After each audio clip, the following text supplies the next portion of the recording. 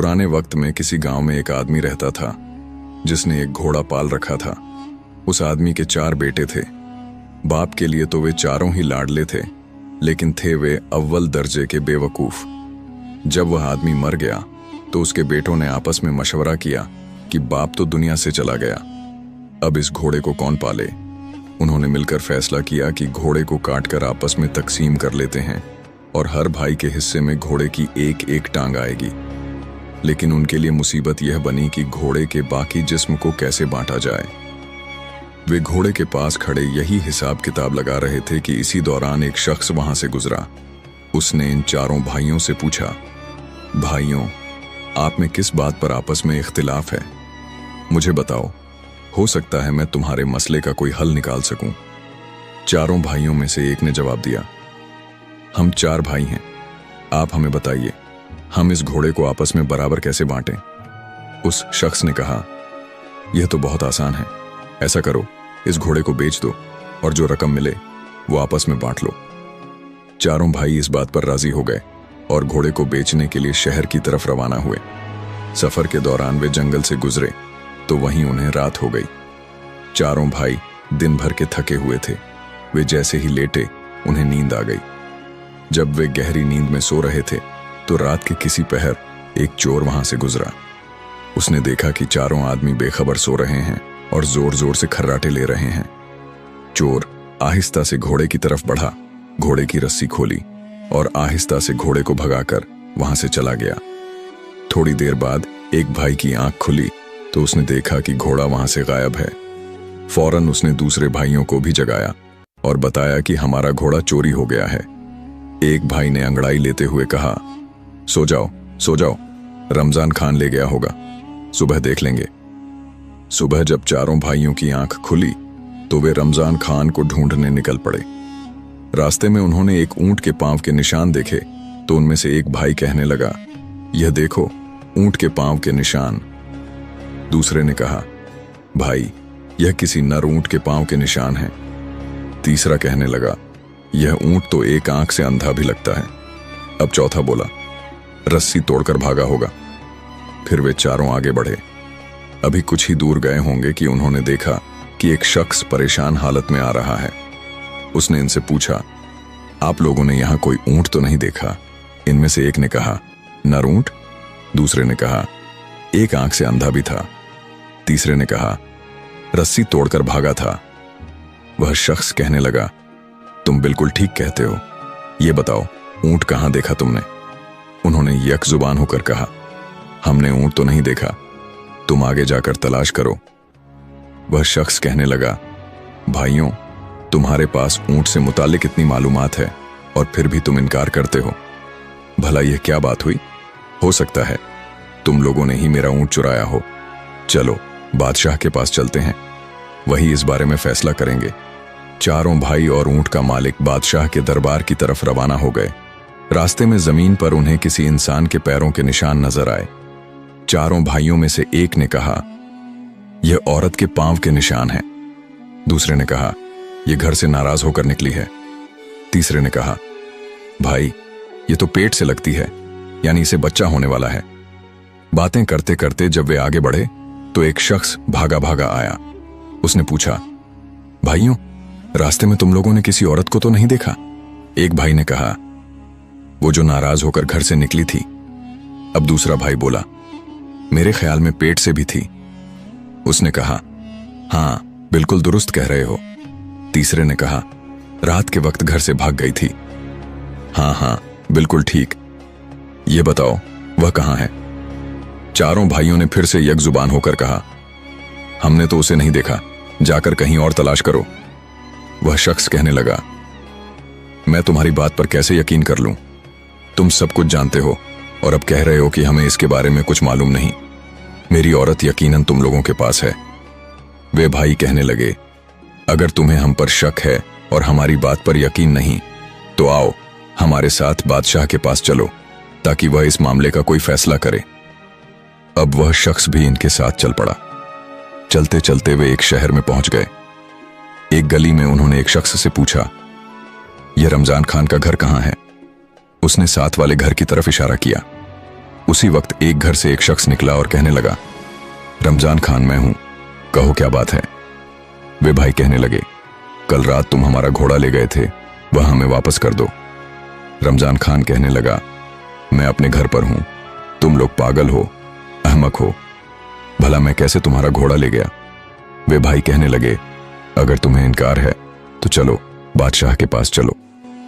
अब यह सब बादशाह के दरबार में पहुंच गए। बादशाह ने इनसे पूछा, तुम लोग यहां क्यों आए हो, क्या बात है।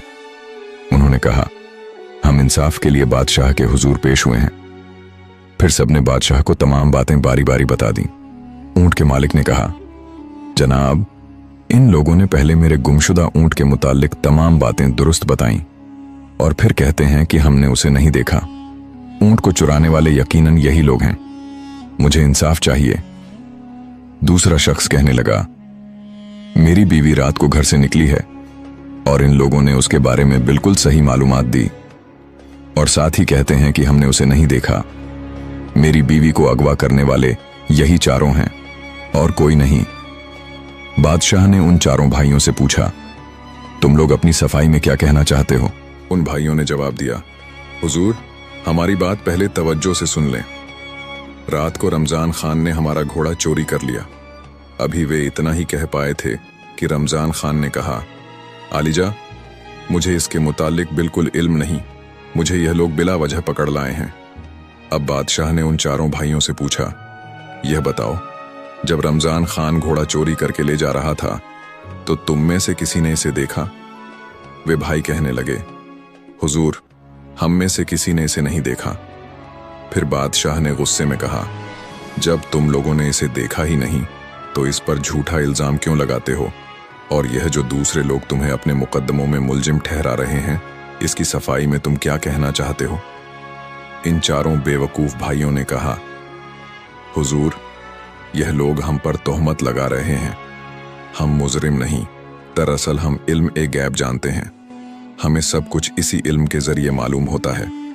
बादशाह ने कहा, अगर ऐसा है तो मैं तुम लोगों का इम्तिहान लूंगा और देखूंगा कि क्या वाकई तुम्हें इल्म ए गैब आता है या तुम बातें बना रहे हो।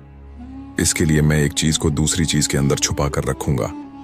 अगर तुम लोगों ने सही तौर पर बता दिया तो मैं समझूंगा कि तुम लोग वाकई में गैब जानते हो और बेगुनाह हो। फिर बादशाह ने एक अनार मंगवाया और उसे संदूक में बंद करके उनसे पूछने लगा, बताओ, इस संदूक के अंदर क्या चीज है। वे चारों भाई एक दूसरे का मुंह ताकने लगे। सबसे बड़े भाई ने कहा, कोई गोल गोल सी चीज है। दूसरे भाई ने कहा, इसके सिर पर कोई छोटा ताज भी है। तीसरा कहने लगा, इसके बीज में दाने दाने हैं। चौथे ने कहा, क्यों नहीं कहते कि संदूक में अनार है। अब बादशाह को यकीन हो गया कि ये भाई सच्चे हैं और यह इल्म ए गैब जानते हैं। बादशाह ने रमजान खान से कहा, इन भाइयों का घोड़ा वापस कर दो या इसकी कीमत अदा करो। और दूसरों से कहा, जाओ, तुम अपना ऊंट और यह अपनी बीवी को तलाश करो, क्योंकि ये भाई वाकई इल्म ए गैब जानते हैं। रमजान खान से घोड़े की कीमत वसूल करके उन चारों भाइयों ने उस रकम से भेड़ बकरियां खरीद लीं और अपने गांव की तरफ रवाना हुए। दोपहर के वक्त वे एक जंगल में पहुंचे जहां दरख्तों का साया था और ठंडी ठंडी हवा चल रही थी। चारों भाई थकान से चूर हो चुके थे, इसलिए वहीं बेखबर होकर सो गए। जब एक भाई की आंख खुली तो उसने देखा कि बकरी का एक बच्चा एक दरख्त पर चढ़ा हुआ है और भेड़ें जुगाली करते हुए मुंह हिला रही हैं। उसने अपने भाइयों से कहा, चुपके से उठ जाओ। भाई पूछने लगे, क्यों, क्या हुआ। उसने कहा, बकरियां डंडे तोड़ रही हैं और भेड़ें हमें मारने के लिए आपस में मशवरा कर रही हैं। चारों भाई वहां से भाग निकले और भेड़ बकरियों को वहीं छोड़ दिया। एक भेड़ ने उनके पीछे पीछे भागना शुरू कर दिया तो एक भाई ने पत्थर उठाकर भेड़ पर दे मारा और कहा, भाइयों, एक को तो मैंने मार दिया है, अब जितनी जल्दी हो सके यहां से भाग चलो। जब वे काफी देर तक भागते रहे तो थक गए और उनकी सांसें फूलने लगीं। भागते भागते वे रुके और एक ने कहा, गिनती करो, क्या हम सब मुकम्मल हैं या नहीं। यह कहकर चौथे भाई ने गिनना शुरू किया, लेकिन अपने आप को गिनना भूल गया और कहने लगा, हम तो 3 हैं, हमारा चौथा भाई गायब है। दूसरे ने कहा, ठहरो, मैं गिनती करता हूं। फिर उसने गिनती शुरू की, यह 1, यह 2, यह 3। उसने भी अपने आप को नहीं गिना और कहने लगा, हम में से वाकई चौथा भाई गायब है। इसी तरह बारी बारी चारों ने गिनती की और हर एक ने अपने आप को नहीं गिना। वे समझते रहे कि चौथा भाई कहीं गुम गया है। इसी दौरान वहां से एक घुड़सवार गुजर रहा था। जब उसने इन भाइयों की यह हरकत देखी तो समझ गया कि यह कोई अव्वल दर्जे के बेवकूफ हैं। उसने कहा, अगर मैं तुम लोगों की गिनती मुकम्मल कर दूं तो मुझे क्या मिलेगा? भाई कहने लगे, फिर हम सब तुम्हारे गुलाम बन जाएंगे। जहां तुम हमें ले जाओगे हम तुम्हारे साथ जाएंगे। घुड़सवार ने पहले एक भाई का हाथ पकड़ा और कहा, यह 1। फिर दूसरे का हाथ पकड़ा और कहा, यह 2। और इसी तरह गिनती मुकम्मल की। इस पर चारों भाई खुश हो गए और कहने लगे, हम आज से तुम्हारे गुलाम हैं। घुड़सवार ने उनसे पूछा, तुम लोग ऐसे भाग क्यों रहे थे? उन्होंने एक आवाज में कहा, हमारी बकरियां डंडे तोड़ रही थीं और भेड़ें हमें मारने के लिए मशवरा कर रही थीं। घुड़सवार ने उनसे कहा, अब मेरे साथ चलो ताकि मैं तुम्हारी भेड़ बकरियों के साथ सुलह करवा सकूं। जब वे जंगल के करीब पहुंचे तो रास्ते में वही भेड़ वहां मरी पड़ी थी। वे भाई कहने लगे, यही वह भेड़ है जो हमें मारने का मंसूबा बना रही थी। जंगल में पहुंचकर जब उनकी नजर भेड़ बकरियों पर पड़ी तो चारों भाई घबराने लगे। घुड़सवार भेड़ बकरियों के करीब गया और उनमें से हर एक को सिर पर थपकी दी। फिर उसने भाइयों से कहा, अब भेड़ बकरियां तुम्हें कुछ नहीं कहेंगी।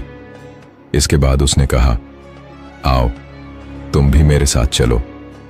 घुड़सवार भेड़ बकरियों को लेकर घर पहुंचा। चारों भाई भी उसके साथ थे क्योंकि वे उसकी गुलामी कबूल कर चुके थे। उसने इन चारों भाइयों को अपने सामने खड़ा किया और सबकी जिम्मेदारी लगाना शुरू की। तुम रेवड़ चराने के लिए ले जाओ।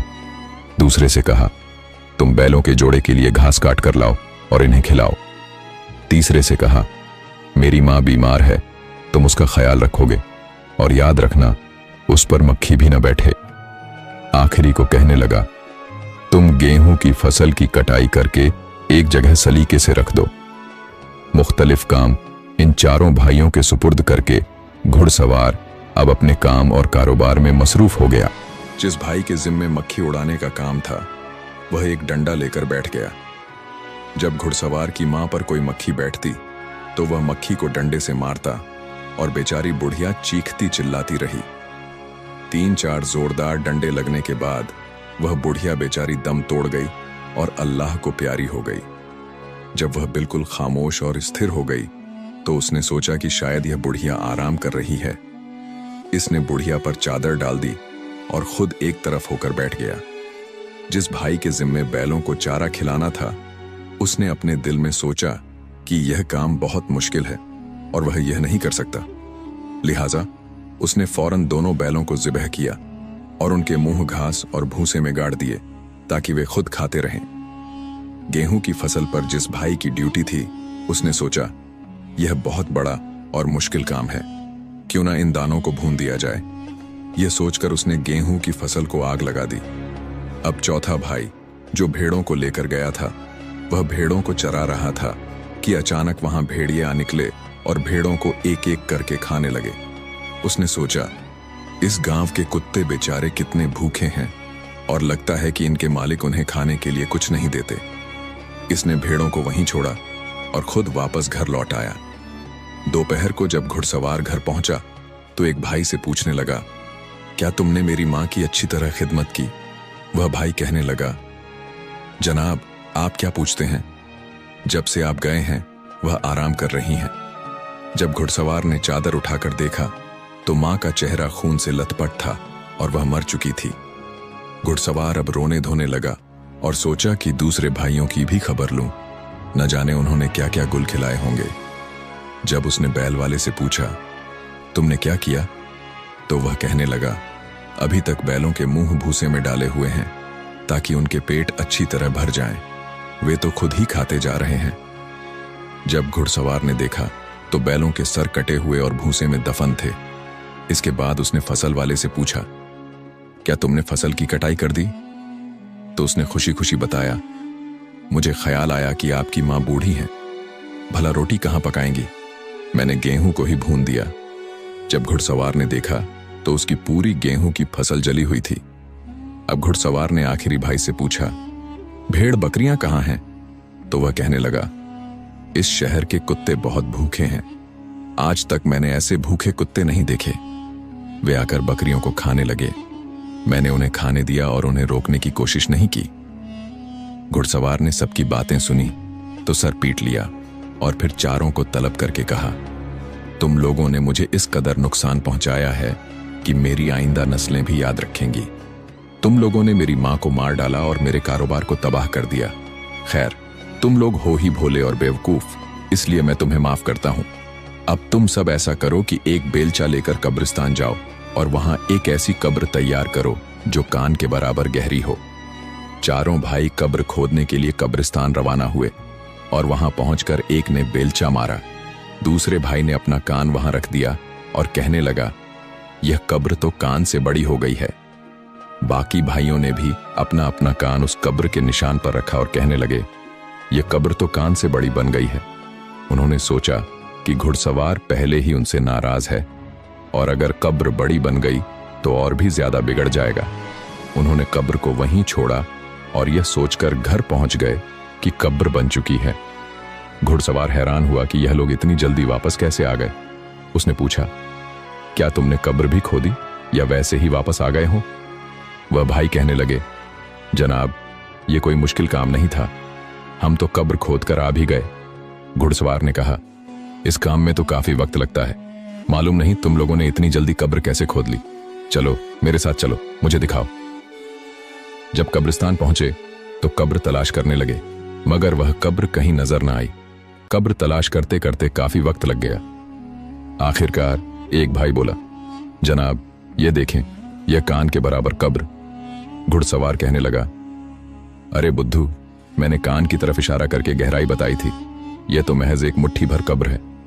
फिर उसने कहा, तुम चारों भाई जाओ और मेरी मां की लाश ले आओ, मैं खुद उसके लिए कब्र खोदूंगा। वे चारों भाई गए और मुर्दा बुढ़िया को चारपाई पर रखकर दौड़ते हुए कब्रिस्तान की तरफ आए, मगर रास्ते में वह बुढ़िया चारपाई से कहीं गिर गई। कब्रिस्तान पहुंचकर जब उन्होंने चारपाई रखी तो एक दूसरे का मुंह ताकने लगे। घुड़सवार ने पूछा, मेरी मां कहां है? उन्होंने कहा, जनाब, हम लाश लेकर आ रहे थे, लेकिन वह रास्ते में कहीं भाग गई। अब हम यहां पहुंच गए हैं। हमने जो देखा वह यह है कि चारपाई खाली है। घुड़सवार कहने लगा, यह कैसे मुमकिन है कि एक मुर्दा भाग जाए? फिर गुस्से से कहने लगा, जाकर मेरी मां को जिस तरह भी मुमकिन हो तलाश करके लाओ, वरना उसकी जगह तुम चारों को यहां दफन कर दूंगा। चारों भाई बुढ़िया की लाश तलाश करने जा रहे थे कि रास्ते में उन्हें एक बूढ़ी औरत नजर आई जो लकड़ियां जमा कर रही थी। उन्होंने इस बुढ़िया से कहा, तुम यहां लकड़ियां जमा कर रही हो, उधर तुम्हारा बेटा हमें जिंदा दफन करने की धमकियां दे रहा है, चलो हमारे साथ चलो। चारों भाइयों ने उस बूढ़ी औरत को जबरदस्ती पकड़कर चारपाई पर लिटा दिया और कब्रिस्तान की तरफ रवाना हो गए। वह बेचारी बूढ़ी औरत चीखती चिल्लाती रही, मगर इन भाइयों ने एक न सुनी। जब कब्रिस्तान पहुंचे तो घुड़सवार से कहने लगे, यह लो अपनी मां, अब इसे संभाल लो, हम तो मुफ्त में बदनाम हो रहे हैं।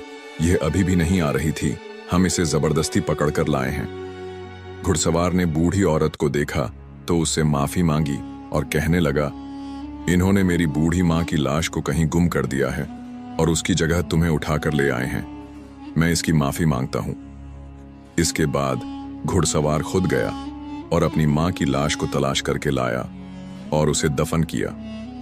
घुड़सवार इन बेवकूफ भाइयों की बेवकूफियों से बहुत तंग आ चुका था, इसलिए उसने धक्के मार मार कर चारों को घर से निकाल दिया।